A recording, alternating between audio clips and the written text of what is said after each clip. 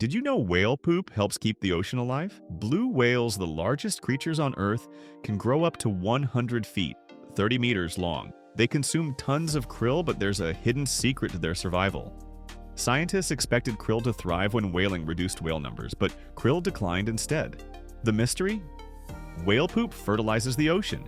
It's rich in iron and copper, helping tiny phytoplankton grow. Phytoplankton feed krill, sustain the food web, and even capture carbon dioxide, helping our climate.